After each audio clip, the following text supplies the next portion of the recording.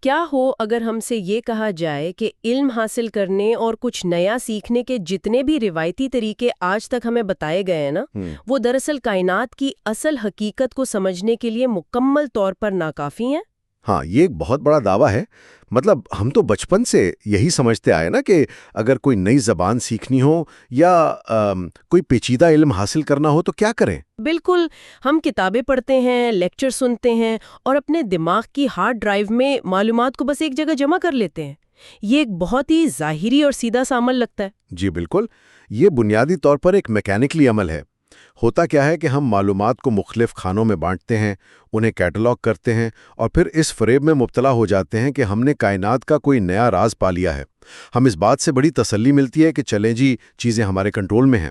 ہاں، وہ تسلی کے سب کچھ ہمارے احاطے میں ہے، لیکن آج کے ہمارے اس گہرے مطالعے میں نا، یہ سوچ بالکل ایک نئے زاویے سے دیکھنے پر مجبور کر دے گی ہمیں۔ صحیح بات ہے۔ جب ہم ظاہری دنیا کی حدود سے نکل کر باطنی سفر کی طرف قدم بڑھاتے ہیں تو سیکھنے کے وہ سارے روایتی پیمانے ٹوٹ جاتے ہیں۔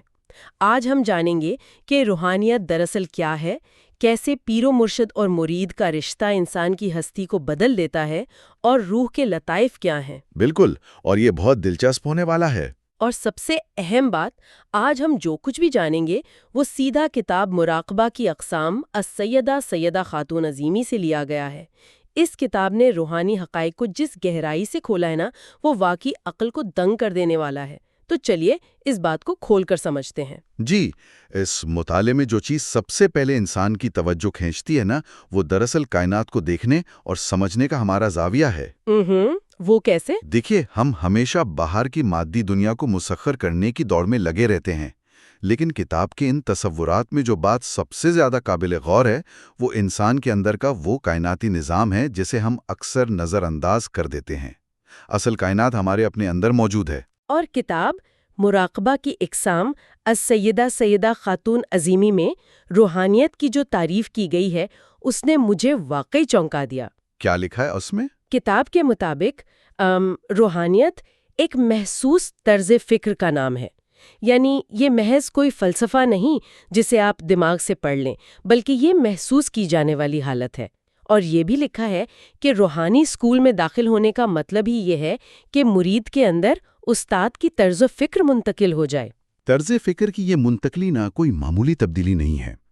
جب ہم اسے گہرائی سے دیکھتے ہیں تو پتہ چلتا ہے کہ ایک سچے مرشد کا کام صرف زبانی نصیحت کرنا نہیں ہوتا۔ تو پھر کیا ہوتا ہے؟ کتاب مراقبہ کی اقسام السیدہ سیدہ خاتون عظیمی واضح کرتی ہے کہ مرشد دراصل مرید کی جو اپنی پرانی محدود طرز فکر ہے نا، اس کے نقوش کو آہستہ آہستہ مدھم کرتا ہے۔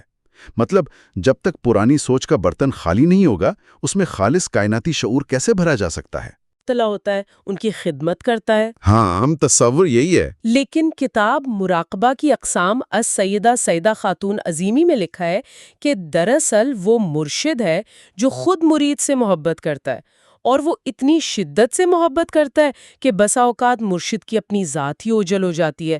سچی بات ہے، یہ پڑھ کر مجھے شدید حیرت ہوئی۔ بالکل، یہ حیران کن تو ہے۔ مطلب یہ تو بالکل ایسا ہے جیسے کسی پرانے سسٹم کو فارمیٹ کر کے نیا آپریٹنگ سسٹم انسٹال کیا جا رہا ہو، لیکن یہ سب ٹیکنالوجی سے نہیں بلکہ خالص عشق اور محبت سے ہو رہا ہے۔ واہ، آپ نے بہت زبردست مثال دی ہے۔ اور یہاں جو سب سے حیران کن بات ہے وہ یہ ہے کہ دنیاوی کنٹرول میں انسان کو ڈرایا جاتا ہے، لیکن یہ عمل کسی جبر کے تحت نہیں ہوتا۔ محبت سے ہوتا ہے نا؟ بالکل، خالص عشق سے ہوتا ہے۔ روحانیت میں مرشد کی محبت کوئی عام انسانی کمزوری نہیں ہے، یہ ایک انتہائی طاقتور کائناتی توانائی ہے۔ مرشد کی محبت کی روشنیاں جب مسلسل مرید میں منتقل ہوتی ہے نا، تو مرید کے اندر بھی بے عینہ وہی عشق پیدا ہو جاتا ہے۔ اچھا، تو یہ یک طرفہ عمل نہیں ہے؟ ہرگز نہیں، یہ روشنیوں کا ایک مسلسل بہاؤ ہے۔ جیسے آپ کسی بہت پرسکون انسان کے پاس بیٹھیں تو آپ بھی پرسکون ہو جاتے ہیں۔ روحانیت میں یہی عمل اربوں گنا زیادہ شدت سے ہوتا ہے۔ یہ فریکوینسی والی بات واقعی سمجھ میں آتی ہے، لیکن محبت کے اس بہاؤ سے مرید کے اندر کیا صرف جذباتی تبدیلیاں آتی ہیں؟ نہیں، بات صرف سوچ تک محدود نہیں رہتی۔ ہاں، کیونکہ کتاب مراقبہ کی اقسام السیدہ سیدہ خاتون عظیمی میں ایک تصور نے تو مجھے سچ میں اچھلنے پر مجبور کر دیا۔ یہاں آ کر بات واقعی بہت دلچسپ ہو جاتی ہے۔ جی، وہ ہم شکل ہونے والا تصور۔ بالکل. کتاب واضح کرتی ہے کہ مرید اپنے آپ کو مرشد کے سانچے میں ڈھالنے کی کوشش کرتا ہے. مرشد کا عکس اتنا روشن ہو جاتا ہے کہ مرید کا ایک ایک عضو، اس کی سوچ مرشد کے تابع ہو جاتی ہے، اور حد تو یہ ہے کہ مرید مرشد کا ہم شکل بن جاتا ہے. بالکل جسمانی طور پر. میں شدید حیران ہوں. مطلب محض سوچ کے ملنے سے کوئی انسان جسمانی طور پر ہم شکل کیسے ہو سکتا ہے؟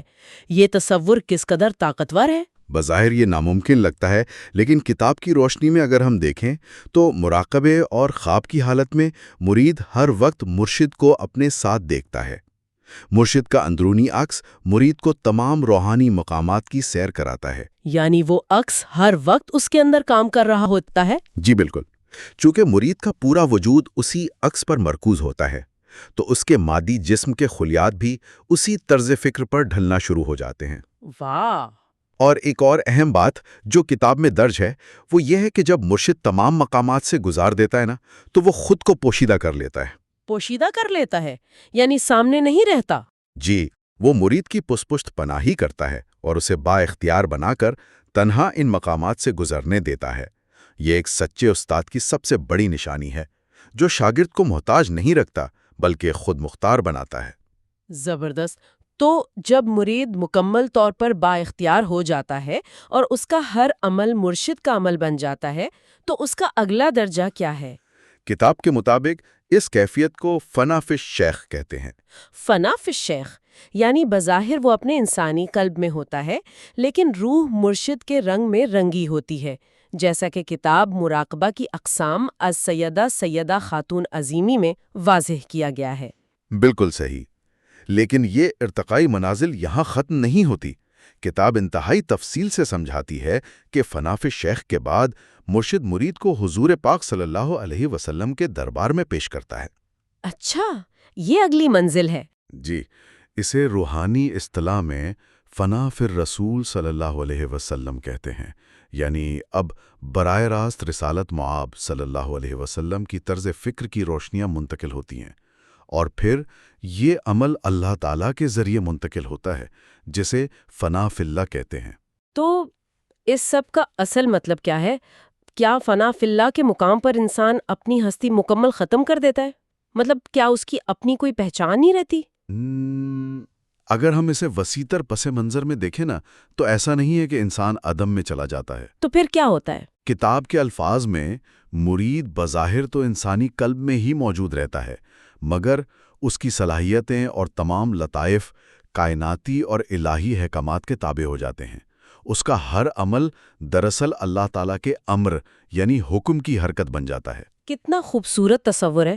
یعنی وہ ایک ایسا ساز بن جاتا ہے جس میں سے مرضی اللہ کی نکلتی ہے.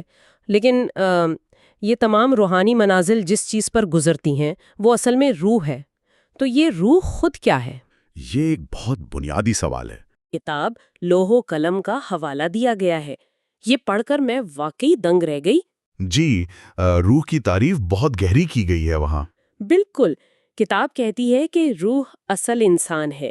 یہ اللہ تعالیٰ کی تجلی ذات کے نقطے کے اندر اپنی ذات کا شعور ہے. صحیح. اور اسی کو سمجھنے کے لیے کتاب ایک اور اصطلاح استعمال کرتی ہے، نہر تصویر. ہاں، یہ نہر تصویر والا تصور کیا ہے؟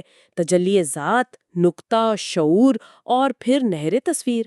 ذرا اس کو گہرائی میں جا کر بتائیں پلیز. دیکھیں، انتہائی گہرائی میں جا کر اگر بات کریں تو تجلی کی اس روح کا نام ہی نہر تصویر ہے. آپ اسے ایسے سمجھیں کہ اس میں خالق کائنات کے ذہن کا وہ پورا امیج یا خاکہ موجود ہے جسے اللہ نے کن یعنی ہو جا کہہ کر کائنات کی صورت میں ظاہر کیا. سچ میں اس کائناتی فارمولے پر بالکل دنگ رہ گئی ہوں. مطلب کائنات کی ہر شے کے بننے کا فارمولا اسی نہر تصویر کے ذریعے روح میں اترتا ہے. بالکل، ایک ایک چیز کا فارمولا. یہ تو مجھے کسی ڈیجیٹل زپ فائل کی طرح لگ رہا ہے، اور پھر وہ تحلیل ہو کر مادی وجود کی صورت اختیار کرتا ہے. بالکل ایسا ہی ہے. روح کا ذہن ان فارمولوں کی روشنی کو جذب کرتا ہے، انہیں ڈیکوڈ کرتا ہے، اور پھر وہ چیزیں اس مادی دنیا میں ایک ٹھوس شے کے وجود کی صورت میں ظاہر ہو جاتی ہیں. یہ کتنا حیران کن ہے. لیکن ایک سوال اور ذہن میں آتا ہے. یہ کائناتی روشنیاں اور فارمولے انسانی روح میں کہاں اور کیسے اترتے ہیں؟ روح کا کوئی ظاہری منہ تو ہے نہیں۔ ظاہر ہے باطنی نظام کام کر رہا ہوتا ہے۔ کتاب مراقبہ کی اقسام السیدہ سیدہ خاتون عظیمی میں لکھا ہے کہ وہ مراکز جہاں کائنات کے فارمولوں کی روشنی نزول کرتی ہے نا، انہیں لطائف کہتے ہیں، اور روشنی کا ہر دائرہ روح کا ایک شعور ہے۔ جی، اور لطیفہ صرف ایک نقطہ نہیں ہوتا، میں اس کی ساخت واضح کرتا ہوں۔ یہ ایک مرکزی نقطے سے پھیلنے والی روشنی کا مکمل دائرہ اور اس کی حدود ہے۔ صحیح۔ کتاب میں 6 لطائف کی تفصیل درج ہے، ذرا ان پر ایک ایک کر کے روشنی ڈالیں گے؟ بالکل۔ سب سے پہلے لطیفہ نفسی ہے۔ یہ وہ مرکز ہے جہاں انسان کی تمام بنیادی مادی ضروریات اور خواہشات کام کرتی ہیں۔ اس کے بعد لطیفہ قلبی آتا ہے، جو ہمارے جذبات اور رشتوں کے شعور کو سنبھالتا ہے۔ یعنی عام انسان کی ساری زندگی بس نفسی اور قلبی میں الجھی رہتی ہے نا؟ بدقسمتی سے ہاں، لیکن جب باطنی سفر شروع ہوتا ہے تو لطیفہ روحی اور لطیفہ سری بیدار ہوتے ہیں۔ یہاں مادی دنیا سے ہٹ کر کائنات کے باطنی اسرار کی روشنیاں اترتی ہیں۔ واہ! اور سب سے اعلیٰ مقامات کون سے ہیں؟ وہ ہیں خفی اور اخفا۔ بالکل۔ اور کتاب مراقبہ کے اقسام از سیدہ خاتون عظیمی کے مطابق تجلی کا نزول براہ راست اخفا میں ہوتا ہے۔ صحیح فرمایا آپ نے۔ اور پھر لکھا ہے کہ اخفا جو خود تجلی ہے اور خفی جو اس تجلی کی روشنی ہے، یہ دونوں مل کر روح کا وہ جسم بناتے ہیں جو روح اعظم کہلاتا ہے۔ بالکل، روح اعظم۔ اور اس سے ایک بہت اہم سوال پیدا ہوتا ہے کہ اس سب کا نتیجہ کیا ہے؟ مطلب ہم یہ سب کیوں جان رہے ہیں؟ ہاں، اس کا عملی فائدہ کیا ہے؟ میں واضح کرتا ہوں، جب انسان پر اس روح اعظم کا شعور غالب آ جاتا ہے نا، تو وہ خود کو ایک مادی جسم نہیں بلکہ خود کو تجلی کی صورت میں دیکھتا ہے۔ اور سب سے بڑی بات، وہ اللہ تعالیٰ کی صفت وحدانیت سے متعارف ہوتا ہے۔ اسے کائنات کی اصل حقیقت براہ راست سمجھ آنے لگتی ہے۔ واقعی یہ تصورات سن کر انسان بالکل خاموش سا ہو جاتا ہے۔ اگر ہماری روح کے اندر کائنات کے بننے کے پورے فارمولے اور تجلیات کو جذب کرنے کی صلاحیت موجود ہے، جسے کتاب میں روح اعظم کہا گیا، تو ہم اپنی روزمرہ کی مادی زندگی میں خود کو کس قدر محدود اور چھوٹا سمجھے بیٹھے ہیں نا؟ بالکل، ہم نے خود کو بہت محدود کر لیا ہے۔ ہم چھوٹی چھوٹی چیزوں میں الجھے رہتے ہیں۔ کیا واقعی اب وقت نہیں آ گیا کہ ہم اپنے اندر کے اس لامحدود کائناتی عکس کو پہچاننے کی کوشش کریں؟ اس بات پر سننے والوں کو ضرور غور کرنا چاہیے۔ جی، یہ اپنے اندر جھانکنے کا وقت ہے۔ اس پوڈ کاسٹ کو دیکھنے اور سننے کا شکریہ، جو یقیناً علم میں اضافہ کرے گی اور زندگی کو اس کی اصلی روح میں دیکھنے کا نظریہ مکمل طور پر تبدیل کر دے گی۔ ویڈیو کو لائک کریں، چینل کو سبسکرائب کریں اور اسے ہم خیال لوگوں تک فارورڈ کریں۔ اللہ حافظ۔